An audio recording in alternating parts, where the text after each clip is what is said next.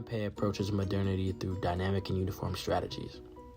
He designed uniformly by using glass as a motif in his buildings. Pei also incorporates dynamicism in his buildings through the contrast of his buildings and their built environment. In today's video, we will be analyzing Pei's use of glass, his works in Syracuse, the contrast between site and location of his buildings, and how he was able to make his structures so dynamic and thus uniquely his.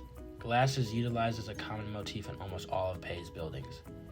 Take a look at Jacob K. Javits Convention Center, for example. This building symbolized New York's emergence from the financial crisis of 1975. In addition to being the biggest municipal project in New York City since the World Trade Center Twin Towers in the early 1970s, Pei critiqued other convention centers as being nothing more than a standard anonymous shed. Thus, Pei made sure his convention center was that of a crystal palace. He used a line-weight space frame of interlocking tubes rather than traditional column and beam systems. He also sheathed the entire building in this sort of glass shell, which Pei also used in the East Building at the National Gallery of Art in Washington, D.C. Within this glass shell, a freestanding concrete concourse served to create a separate space.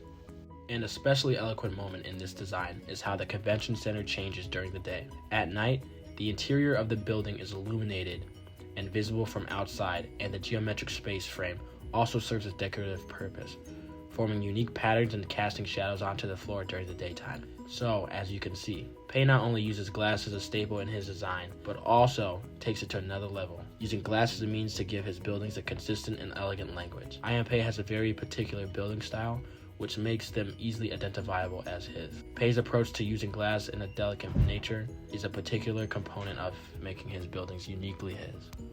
The Jacob Javits Convention Center did not come without critiques, however. Soon after its construction, people began to realize that manufacturing flaws were taking their toll on the structure.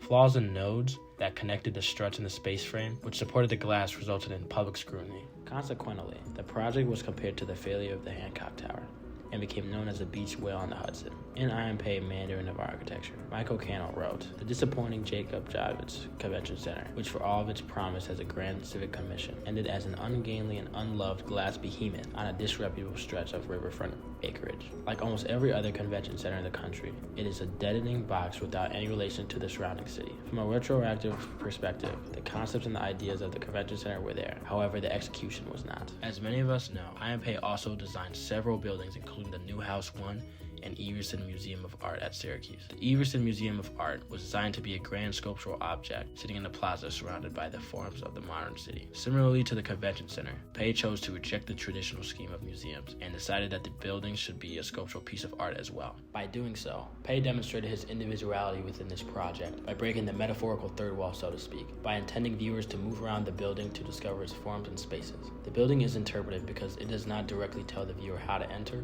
or what to expect. The building was created as a modernist idiom that questions public perceptions of modernism. As the Everson Museum design states, the museum was cold, it was glass, it was steel, it was unfeeling. All you have to do is walk around in this building, take a spin up the specular staircase, walk around through the galleries, stand out in the plaza. You don't feel any of that. In a way, you cut against the grain of a lot of common perceptions of modernism. While Pei is successful in many strategies, something he has mastered in many projects is dynamicism. The Louvre Pyramid in Paris is just one example of this. The large glass pyramid composed of 673 pieces of diamond glass was completed in 1989. While the structure is now an iconic image of Paris, it didn't always have the biggest approval. After being selected as the architect, Pei faced comments fueled by xenophobic critics. Some were angry that a Chinese architect had been selected for one of France's most sacred spaces. However, since Pei's addition, the amount of visitors to the Louvre has tripled.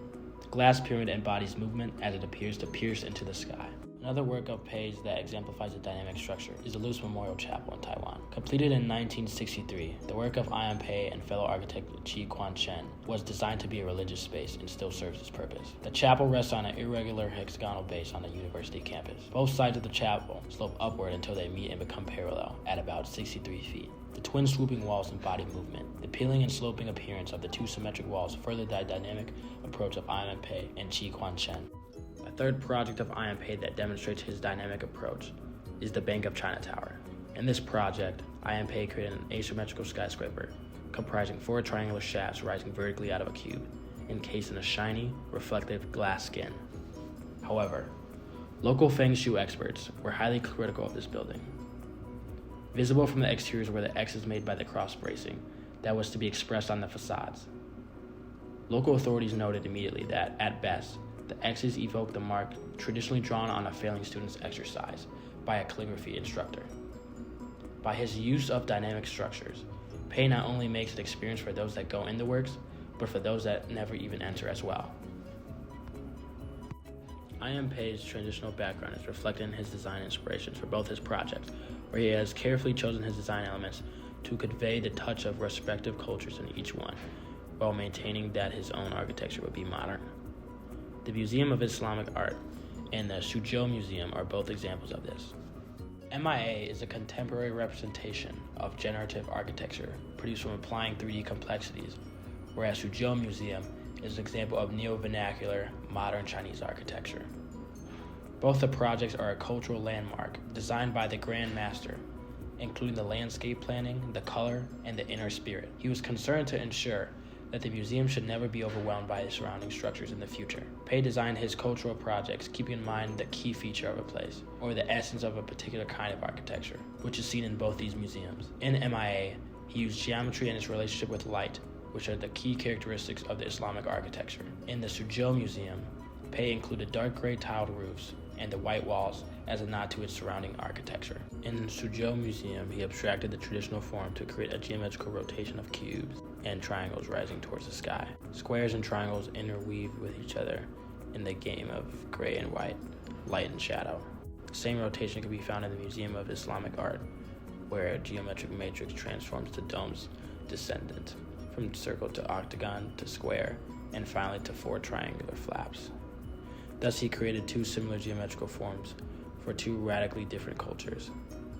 Throughout both of these works, Pei is able to incorporate inspiration from architecture of their respective culture while maintaining some of his modern approach. Through the analysis of all these projects, I.M. Pei's approach can be derived. I.M. Pei approaches modernity through dynamic and uniform strategies. He designs uniformly by using glass as a motif in his buildings. He persists his modern style further through maintaining his own style while continuing awareness for surrounding culture.